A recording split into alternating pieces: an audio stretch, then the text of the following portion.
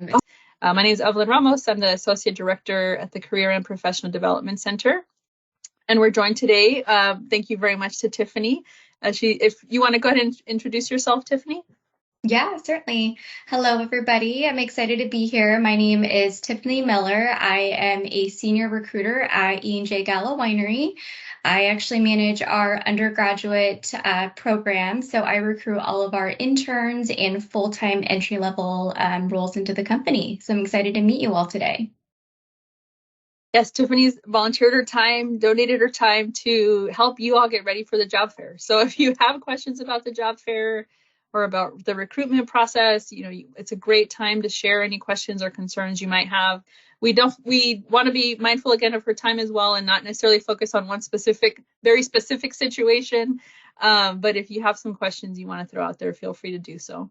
Today, we'll focus on career fair success. What are some things to think about as you prepare for the job fair, whether you're attending the virtual fair tomorrow, or if you're attending the in-person fair next week, or if you're going to both, right? We definitely encourage you to take advantage of the opportunities.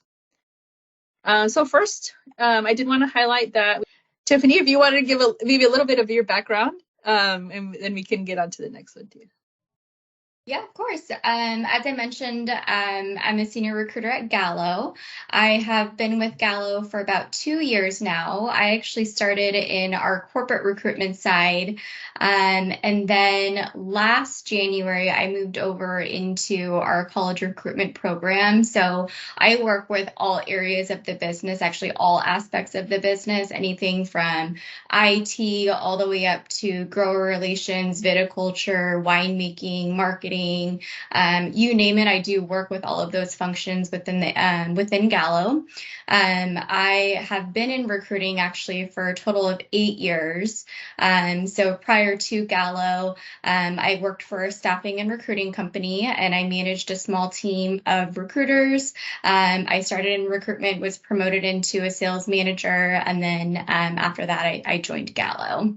Fun facts about me, I'm originally from Seattle, Washington, so I'm not a local.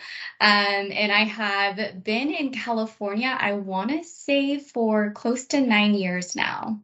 I love animals. I have a rescue dog and cat. That's And awesome. Thank you. that's a little bit about me. That's awesome. My brother's in Washington, so I'm actually going to go visit him in a few months. So I'll have to be like, what Hopefully are in the some summer. good places to check out? Yeah, I feel like it's going to be cold right now. Yes, it's very cold. Yeah. Oh, that's awesome. Thank you for that. And then if Of you want to share a course. little bit about Gallo. Yeah, of course.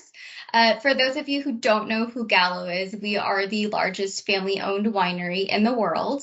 Ernest and Julio actually founded Gallo in 1933, right after the Prohibition ended.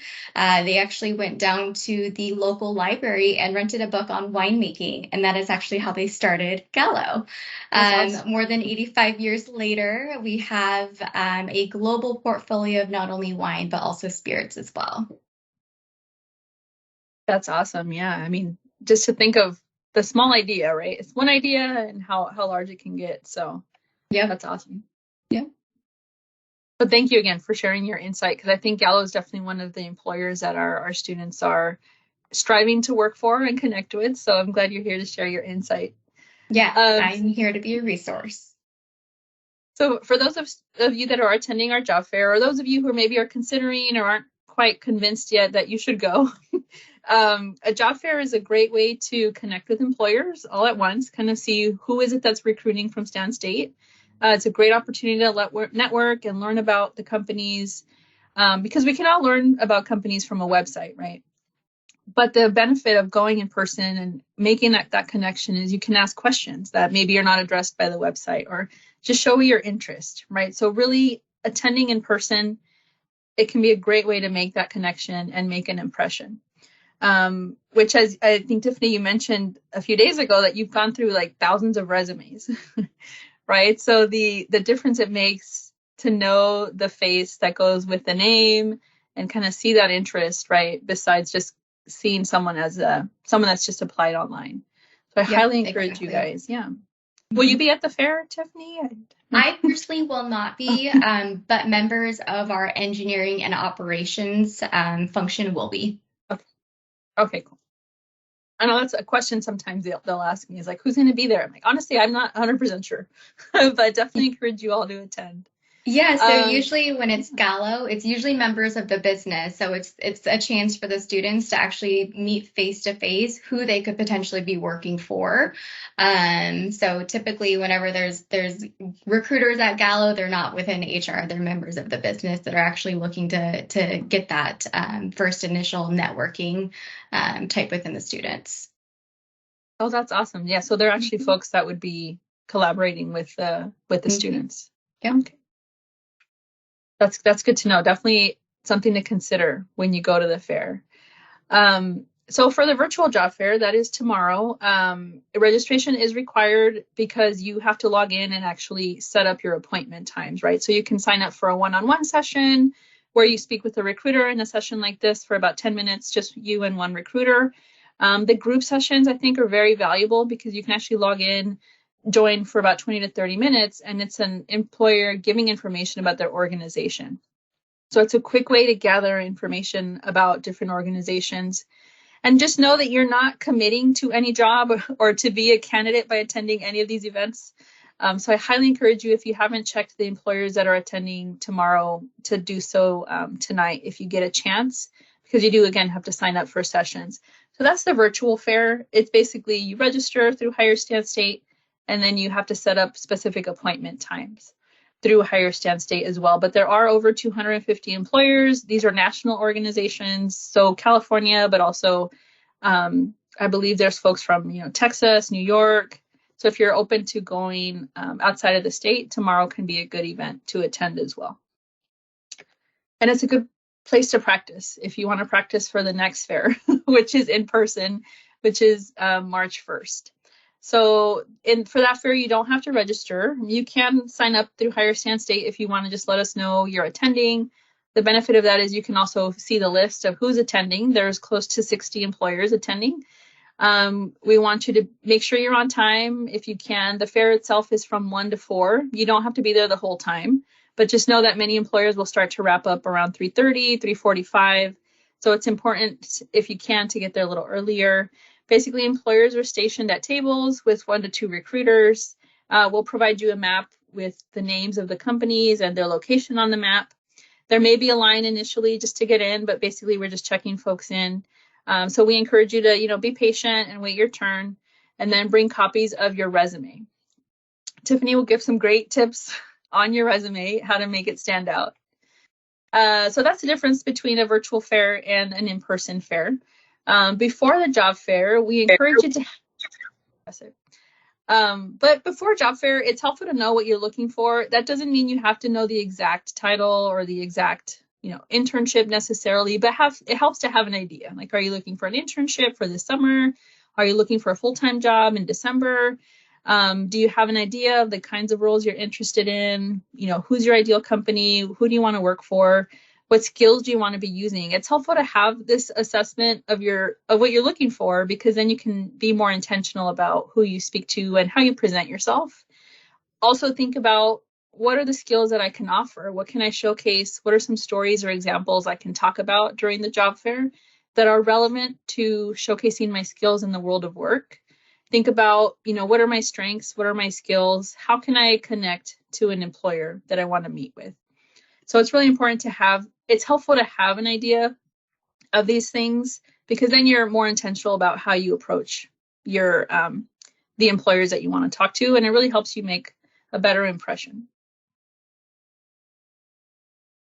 Just to give you just something else to do ahead of time, research the companies. Don't feel that your major limits you to any specific organization. As I'm sure Tiffany can share, you hire a variety of majors. I don't know if you want to share a little bit about that, Tiffany, or if you have any feedback on like how the major might be. And there are some that align, of course, like you mentioned, with business, maybe more the supply chain or management or whatnot. But I don't know do you guys recruit all majors? What is your approach with that?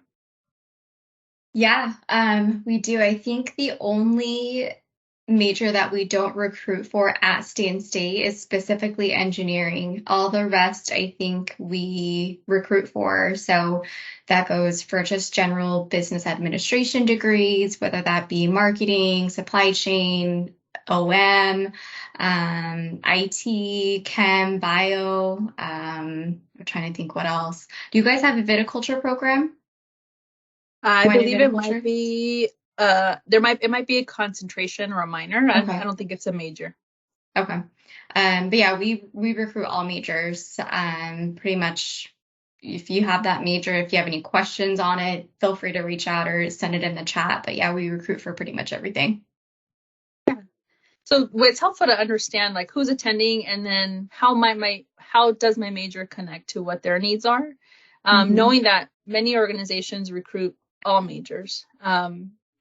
So definitely keep in mind it's important to understand, what's their mission, what's their vision. You don't have to memorize anything necessarily, but it's important to read those things ahead of time because then you can speak to why you're interested in that organization. Intention is very important um, because we understand, right, that folks that attend events are looking for an internship or are looking for a job. But we want to, as an employer, I think we want to know, well, why do you want to work here? What draws you to my organization, right? So it's important to have an understanding who's attending, what are some organizations I might want to talk to. So in regards to a resume, we definitely recommend a professional one-page resume. Some jobs may require 2 pages. I feel like you want to go with what works the best for you, but generally we recommend a one-page resume. You want to include coursework, projects, leadership activities, anything that could be relevant to the job you're looking for, or internship. But most important information should be listed above. So like your name. You'd be surprised. I've seen resumes without names. I'm not sure if Tiffany has. But like phone number, email, how are we going to get in contact with you? So definitely include that and be sure that that's on there. You don't need to include references. This is just a quick example of something that we recommend. But you can definitely, when Tiffany's sharing her tips on resumes, I'll send the link to the page where you can find this sample.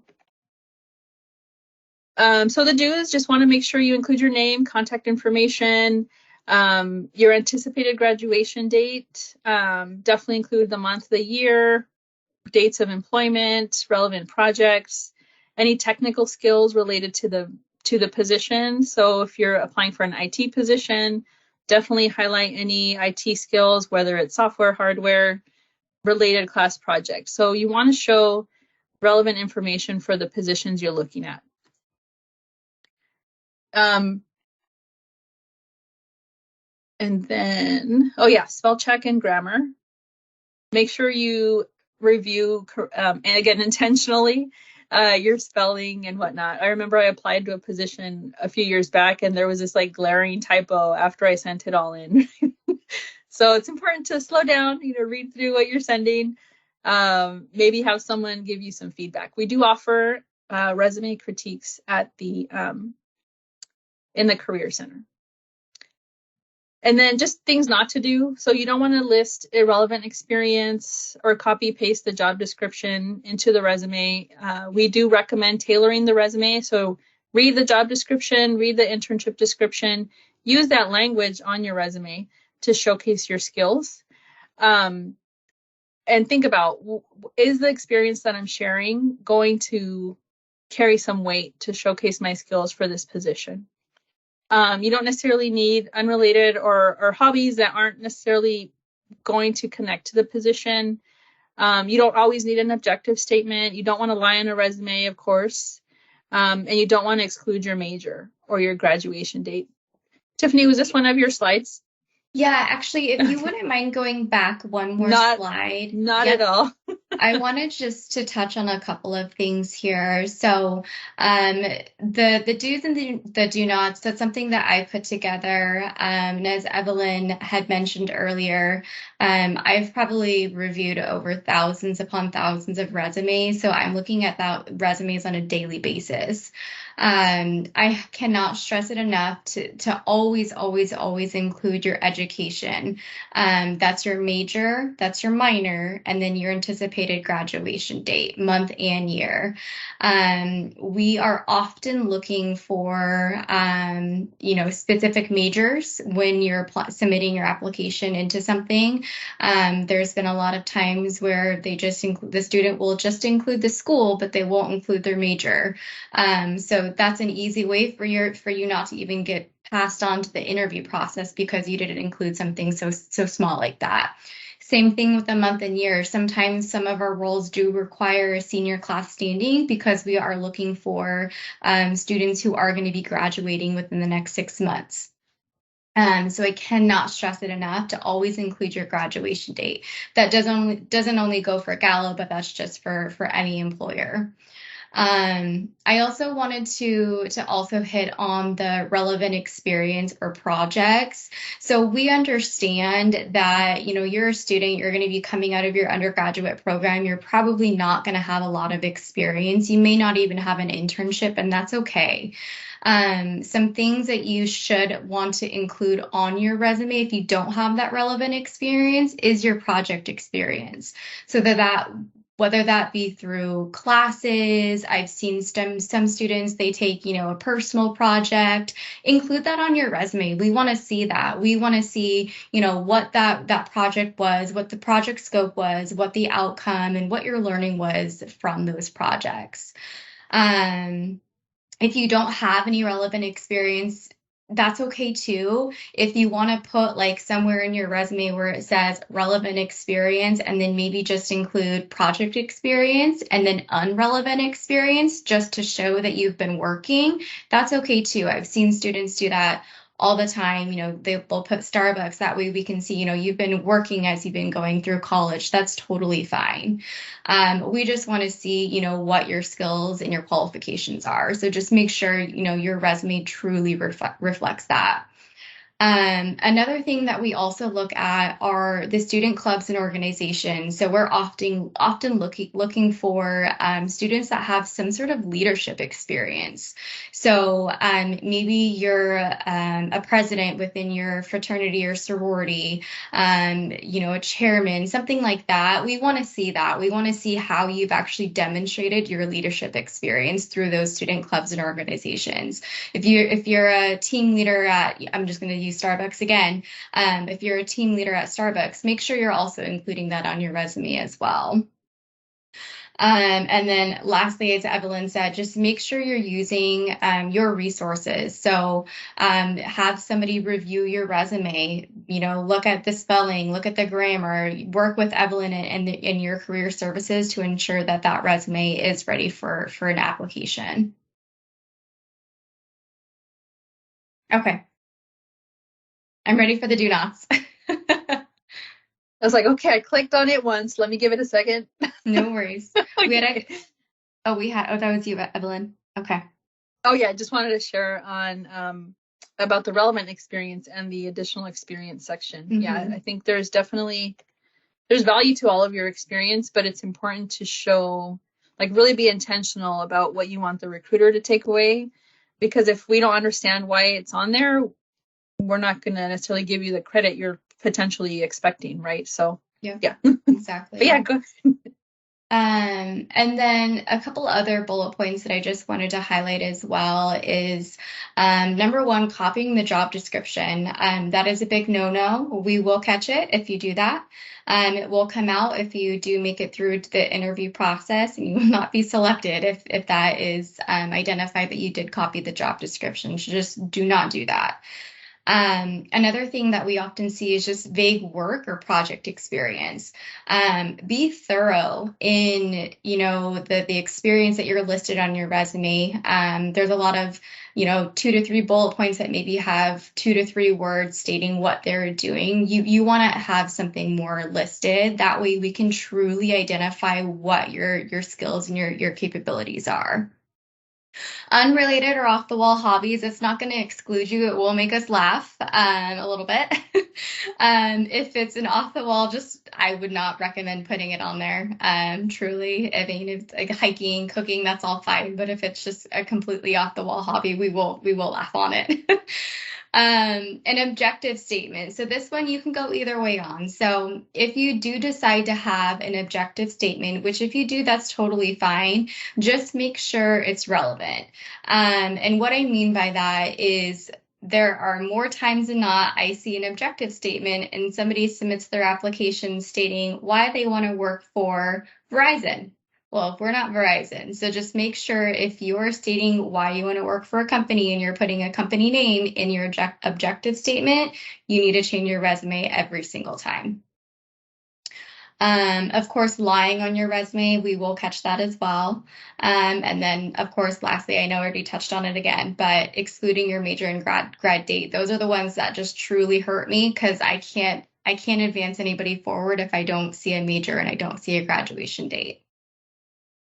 I saw some questions coming through. Is that you, Oh yeah, Helen? yeah, that was me. Okay. There was a question around if graduate students can attend, so MBA students, and Yep. definitely. Yep. Do you all recruit grad students, or does it depend on the We do. position? So we actually do have an MBA program that is managed by one of my counterparts, but we do have an MBA program. That's awesome. Yep. But yeah, I laugh about the off the wall hobbies, right? You want to be remembered, but you want to be remembered, positively. But yeah. Yes. So I wanted to make this more interactive.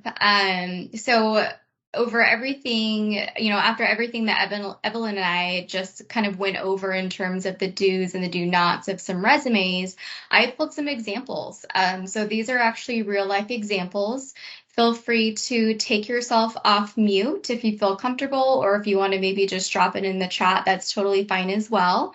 But I'll give you some context here. So this person applied to an IT internship. What do you see in this resume?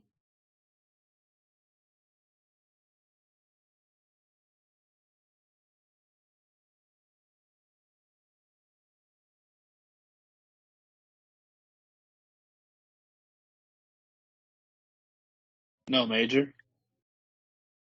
No major. Yep. What else do you see? He doesn't have any Says customer technical service. skills for the IT. Yep. That could be one. What else? It says customer There, service instead of IT. yeah, Exactly. that's what Yep. First thing sticks out. Mm-hmm. Yep.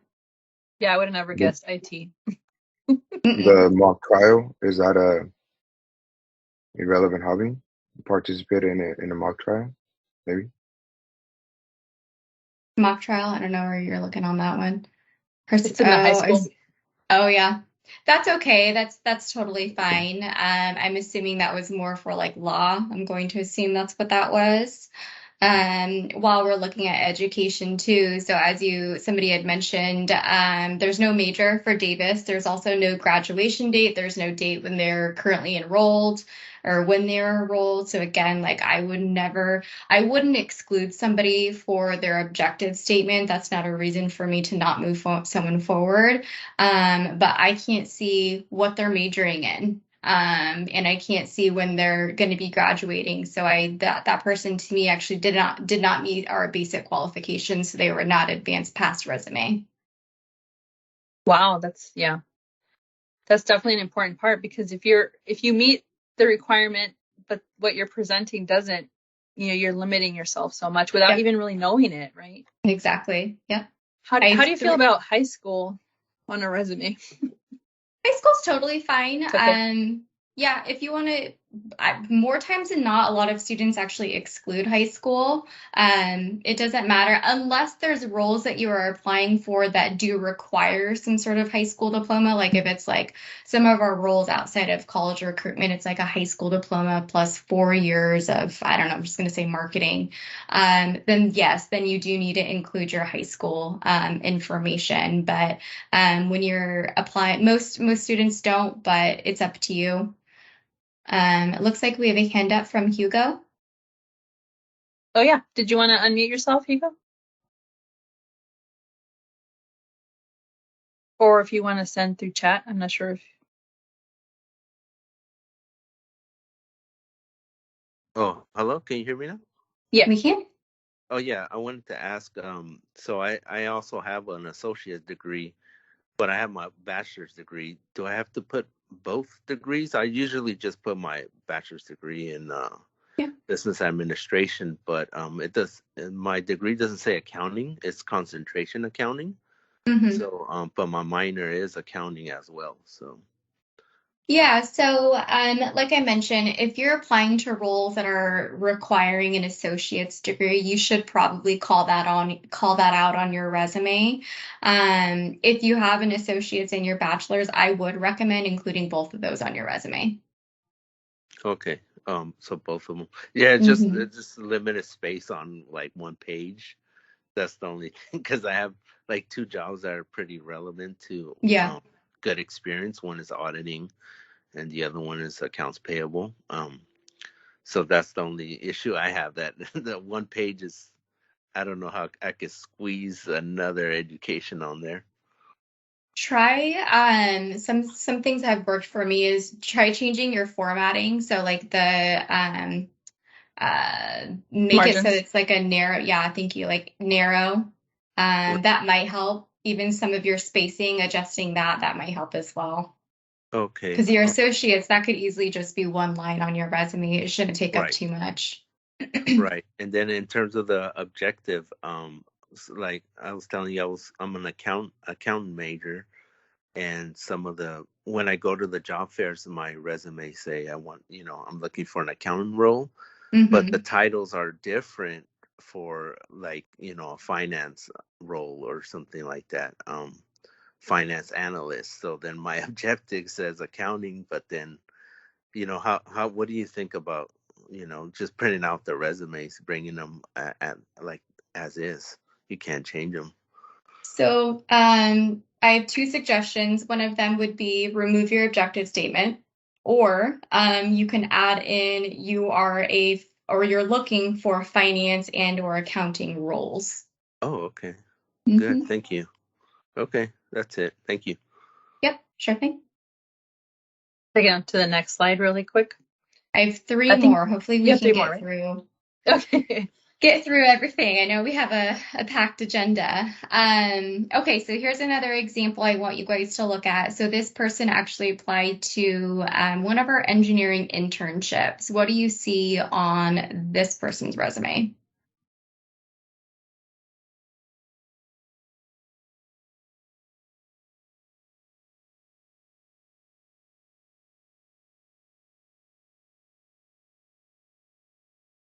I think some similar things. I Mm-hmm. wouldn't have gotten an engineering interest or major No. from this at all. Mm-hmm. Yeah, there's And one thing no relevant experience. And yep. sorry to cut you off. And there's No, no you're good. objective as well. The first things stick out like right away. Mm-hmm. Yep. The grammar is kind of weird, I feel like. Yeah. The Like sentence structures. the first bullet point under Amazon, it just says full time. Like, what does that mean? You're a Yeah. full-time employee? Like, that's what I meant by just those bullet points where it's just they're so broad. Package and scan customer orders. That's great, but like we want to see a little bit more than just that. One thing I wanted to highlight too under the skills section is those soft skills. So where it says time management, quick learner, problem solver, critical thinking, this person could have easily used that time management skill and moved it over to what they're actually responsible for within FedEx and Amazon. So demonstrated time management skills, loading and unloading packages and scanning customer orders, things like that. That's what we want to see. So yes, those soft skills, they're great, but we actually want to see and how that was actually demonstrated on your resume. Okay, ready for the next one. There you go. So we ended up hiring this person into one of our engineering internships. What do you see on this person's resume?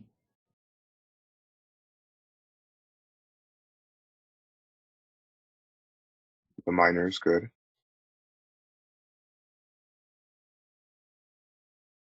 like the educational traits Mm-hmm. that's popping up. Yep. Yep. I Um, see their Graduation. degree type. everything that they listed is relevant to engineering. Yep. Exactly. They have all of their skills listed, all of their technical programming experience, their computer science courses. Everything is extremely relevant. Yep, I'm seeing in the chat. Degree, relevant experience. Perfect. Okay. All right. And the last one. So same thing here. We actually hired this person into our engineering internship. Actually, I think this person got converted. So they started with us as an intern, and they're converted into one of our technical rotational programs.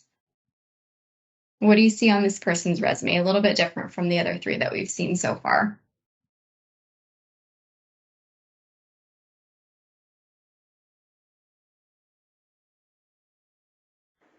They listed their projects first and their Mhm. experiences second. Yep.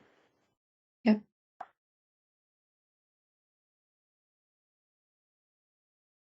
Yeah, I find that our students definitely leave off a lot of their projects. Mhm. There's another question, Anthony. Yes, can you hear me? Yes. Okay, cool. Yeah, like I said in chat, it's like lots of writing. Obviously, it then mostly explains how he's qualified. But just a quick question: is it more is it better to put less, not less, but like condense your information so when you come to the interview you have more to talk about than like going all out on a resume? Like, yeah, this is like a lot of writing compared to like other resumes I've seen before. That's just a quick question. Yeah.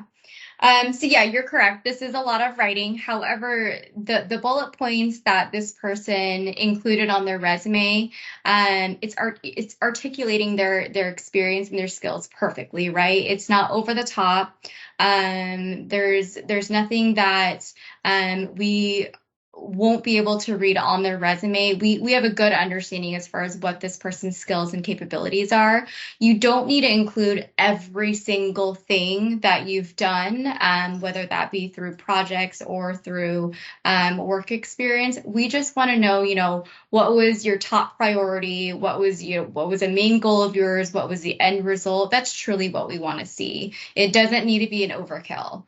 A couple sentences per bullet point is totally fine. Does that answer that question? It does, yeah. Thank you so much. Yeah, and we're happy to review these things with you. So if you guys have a draft, bring it to the Career Center, right? Make an appointment. Those are the kinds of things we look at. Is what you're sharing giving enough, or is it bordering on too much? So if you use that resource because you have it as a student. We had another hand up? Oh yeah, go ahead. Is there another? I think it was Torvia. Yeah, it's Toribo. Yeah. Oh, Can you hear me? Toribo. Yeah. Yes. I just wanted to make a quick comment on the last resume. Like, I was noticing by like what degree you said. Like, you said engineering, and I know just from like experience that degree in that field in itself is pretty rigorous and super like I said yes, rigorous. So I know there's a lot they go through just to get to any like aspect of that degree. And so by skimming that resume really quickly, you can tell that person who got the internship had a lot of experience, and even though it has a lot of writing, you can still tell that resume is still pretty coherent and concise because nothing's irrelevant, and they actually really trimmed down a lot of stuff that goes behind that. And you can probably tell that person had more experience than that, but they did their best to just limit to what they actually had. But they can tell that's a super like qualified resume, so they actually limited it pretty well, considering you could tell the type of experience they have as a background, which I think is just probably just reaching the surface. That's what I say about that. Exactly. And believe it or not, this person actually didn't have any internship experience. This is all project work that they included on their resume. Project work and leadership experience. We gave this person their first internship and gave them their first engineering internship and hired them full time. Yeah, and then in your opinion, wouldn't you say that's more shows like they're passionate towards, since it wasn't an actual like permanent disciplined type of project they're going to, it was like all self thought out. So like that shows that Mm-hmm. the passion is really there to carry it out Yeah. yourself, I would say. Yeah, exactly. Thank you. That's the Yeah. comment. And it takes a few drafts to get it to this. So definitely don't feel like your first resume needs to look like this, right? Or, I mean, if you Mm-hmm. get it to that, that's great. More power to you. But the language and the thought process that goes into how you present something, it'll take some time. Yeah.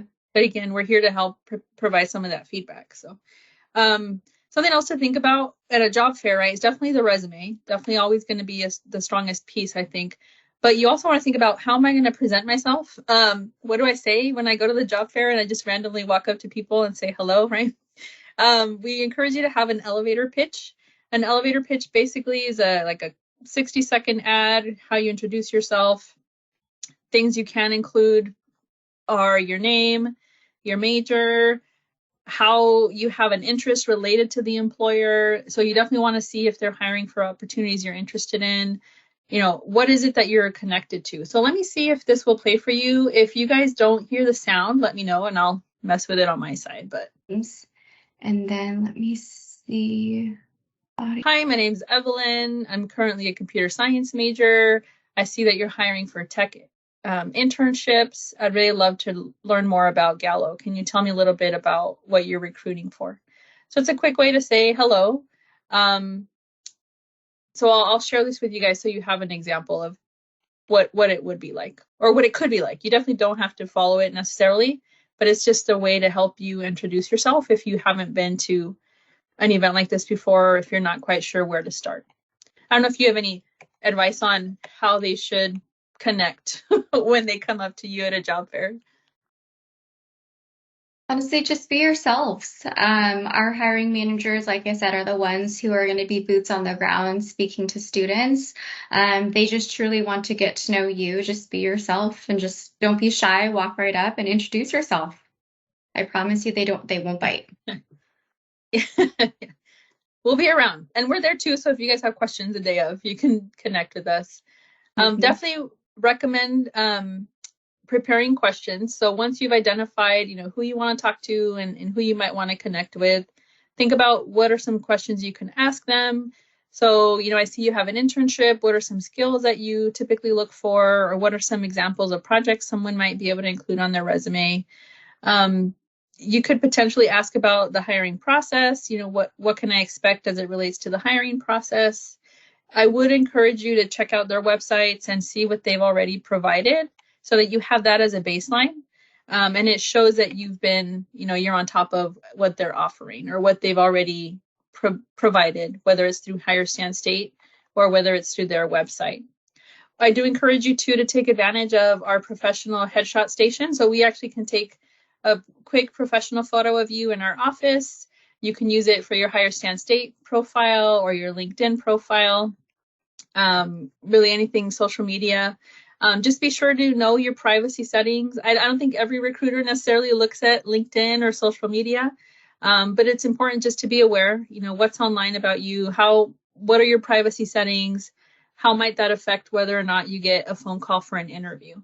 We do encourage you to have a professional photo on your LinkedIn or your Higher Stand State profile. It typically helps folks engage with you a little bit more and just indicates that you're active on those platforms. We encourage you to fill out your profiles completely, whether it's Higher Stand State or LinkedIn. And again, just know that we have coaches available to you if you want to have someone review your profiles. I'll share this as well because it probably will not share the video. But we do have a career closet available. So we do encourage you to dress to impress at the job fair. First impressions matter. It also helps to boost our confidence a little bit when we're dressed professionally or we feel confident in what we're wearing. So if you are actively seeking an internship or a full-time role, we encourage you to dress business professional, business casual, things to avoid like too much perfume, any, jeans that are like that are more, what's the word? That are like trendy. Distressed. Yes, distressed. That's the word. Avoid like anything that looks too distressed, right? Because we do want you to be yourself. And I think employers understand you're on campus, you might be going to class next, so you might not be able to show up in a 3-piece suit, and I think that's okay, but there are ways to dress to show your intention. So you really want to make sure you're showcasing that you're intentional. We do have a career closet, so if you don't have access to career clothes right now, or you won't before the job fair, students can actually have 3 items for free every semester. So if you have any questions about that, email me and I'll send you the link on how to make an appointment. But this is a fun just tutorial or video, I guess, potential outfits. So I'll send that over to you guys. But for job fairs, yeah, bring multiple copies of your resume. As Tiffany mentioned, you may want to remove the objective if you're going to be applying to a few different places.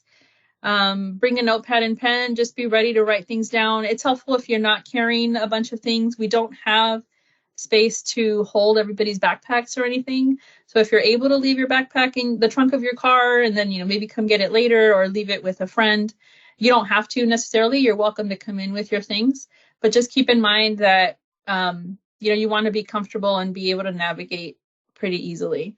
We encourage you to have some questions written on a notepad just to think of, conversation starters potentially. Definitely identify who are my top employers. Who is it that I really want to connect with? Who do I want to meet first, second, and third? I might suggest if you're nervous and you're not quite sure how you're going to pitch yourself in that first elevator commercial or elevator pitch, you may want to practice with a company you're interested in, but maybe they're not your top choice, right? So maybe, break the ice a little bit. But just it helps to identify who you want to talk to, because when you get there, there's going to be 60 employers. You may not get a chance to talk to all 60, right? So it's important to identify who do I want to connect with. The day of the fair, and then in person, just make sure you arrive early or at least on time. Know when you plan on being there. The event itself is from 1 to 4. At the beginning, you'll check in with us. You'll get a map of the employer tables, see where everybody is, and just be in a place where you feel ready. You can definitely show up the day of and still attend. We're not going to stop you. But to be the most successful and feel the most confident, we believe, taking the time, investing the time in preparing is going to be important. So day of the fair, just make sure you're speaking clearly, make eye contact as much as you can, show that you're comfortable introducing yourself, offer a resume, asking questions, and showing that interest in the organization goes a long way. Many employers will have materials you can take with you, whether it's a flyer or swag. So I discourage you, don't just go up for the swag and leave, right? You don't want to make that impression either. Be intentional about connecting with the employer. But yes, they bring items for you because they want you to know who they are and they want you to connect with them. It's important to take down notes if you can, again, just to process and reflect after the event. So after the fair, take a deep breath. It's come and gone, but review your notes, follow up with any action items, especially the applying part. So Tiffany, at the fair, will you all take resumes, but also refer them to apply online? How does that go? Yeah, we do. We'll take resumes. Oftentimes, our counterparts who are at the fair, they'll send over their top candidates of who they spoke with. They'll send over a list of names so that we can go ahead and reach out to them if they haven't already applied. But yes, we actually have a text to apply. So you'll probably see that at the table where you'll just text number and they'll ask you what sort of internships or full-time opportunities that you're looking for, and it'll kind of take you down through a decision tree. You can also go to gallocareers.com and you can search for all of our internships and full-time opportunities available as well. Thank you. Yeah, I bring that up because a lot of students, or what I've heard from some students in the past, is they feel discouraged if an employer tells them to apply online. They think, oh, well, they just didn't want to take my resume. But the reality is that's not the case. That's not the case. For any applicant to be considered, you actually do have to submit a formal application. So if you don't submit a formal application, we actually can't consider you. So no, that's not a bad thing. We ask everyone to apply. And I try to tell them that's just something everybody has to do. We all have to apply online. Yep. Yeah, but the benefit of going in person is you can make that connection and Yes, maybe exactly. identify something you hadn't thought of on your resume. Mhm. Yeah. Is there a hand up? I saw Oscar had his hand up. Yeah. Oscar, go ahead. Hello. So I have a quick question on the website. We brought up about the openings for the internships. Mhm. So I've kind of been doing my research on that already because I am interested in joining Gallo.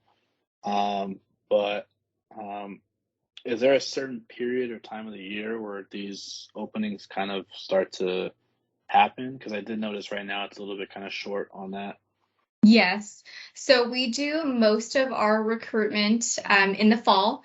So all of our, I'll take you through just kind of who does our main recruitment in the fall. So for engineering, marketing, finance, IT, and then our management development programs.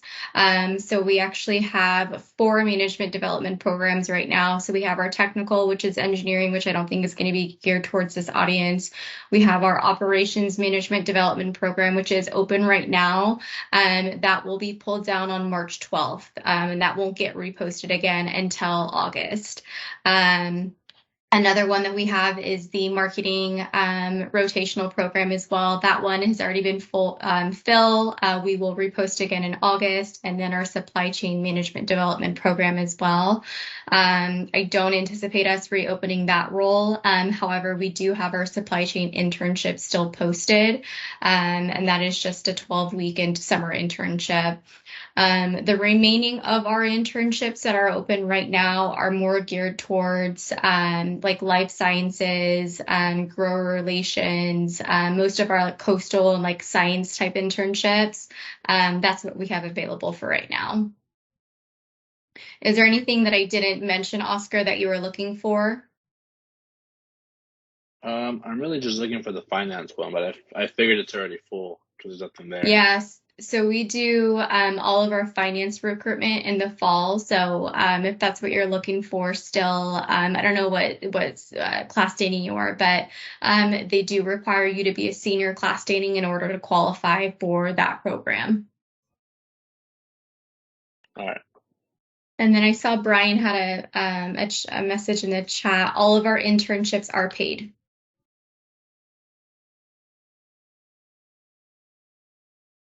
We actually don't recruit HR into our undergraduate program, but we do recruit HR on more of the corporate side.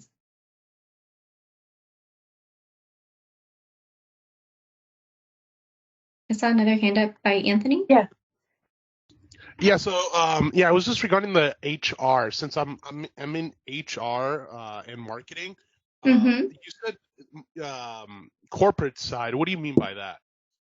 So it doesn't fall under like corporate recruitment. So like all of our internships and some of our rotational programs, all of our HR type recruiting falls out of college recruitment. So that's just handled on the corporate recruiting side. So all of our other corporate recruiters would actually manage those requisitions, if that makes sense. So we're kind of split into how we do our recruitment at Gallo. Okay, so would that mean so for any of us, like for undergraduates who are we wouldn't be able to seek out like an HR job with you guys unless we have some experience later on?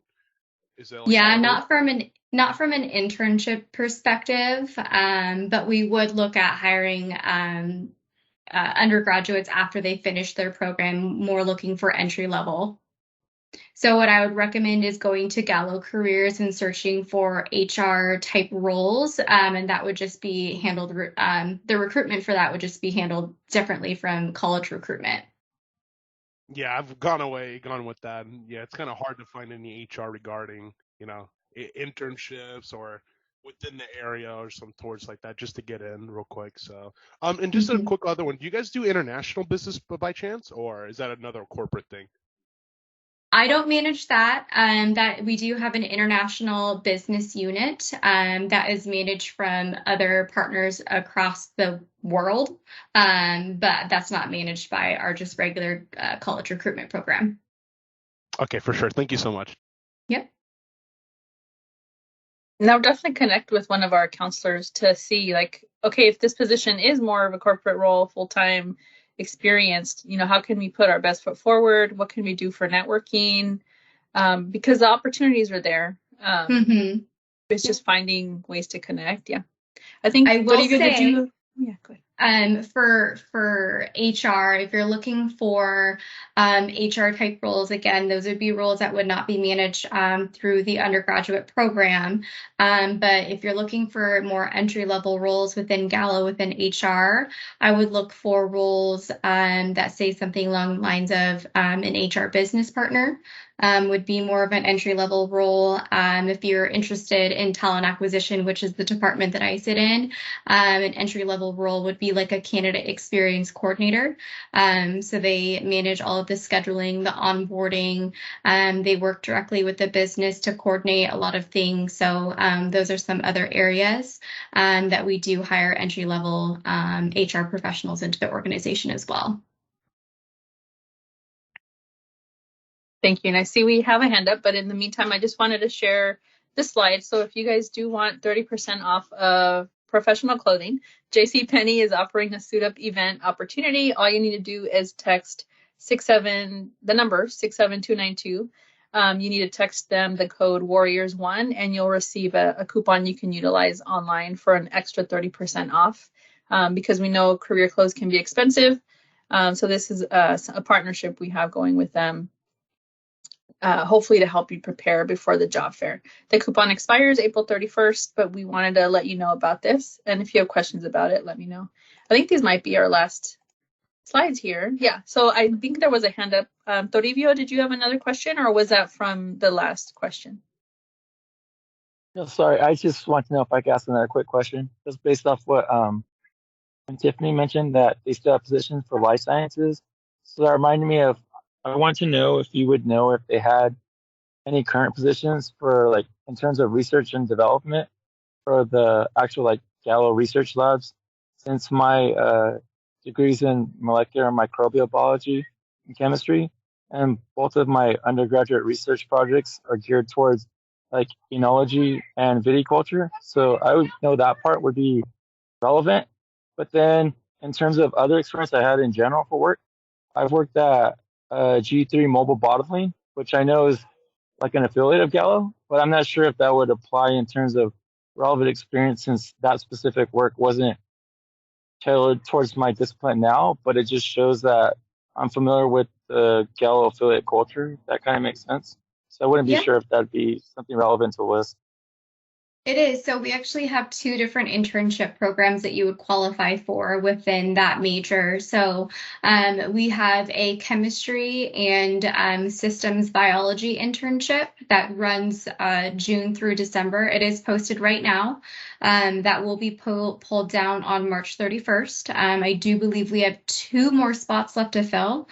So if that is something that you're interested in, I would submit your application sooner rather than later. And then we do have a viticulture and operations internship available in the North and Central Coast. Also runs June through December, and both of those roles are being pulled down March 31st. Awesome, thank you. That's the kind of information I was looking for too.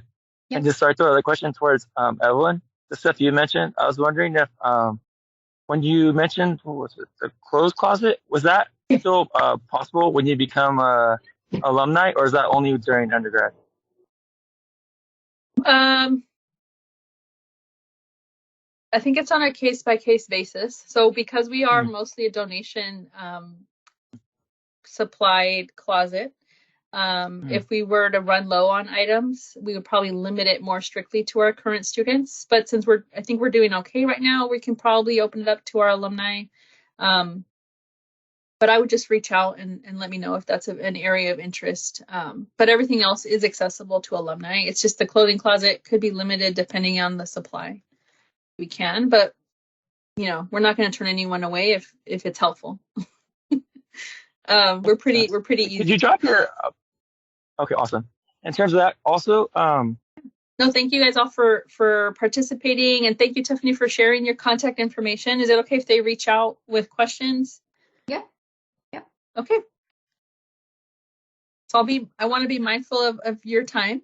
So if you guys have any questions, feel free to reach out, whether myself or Tiffany. Thank you again, Tiffany. Thank you for having me. It was nice to meet everybody.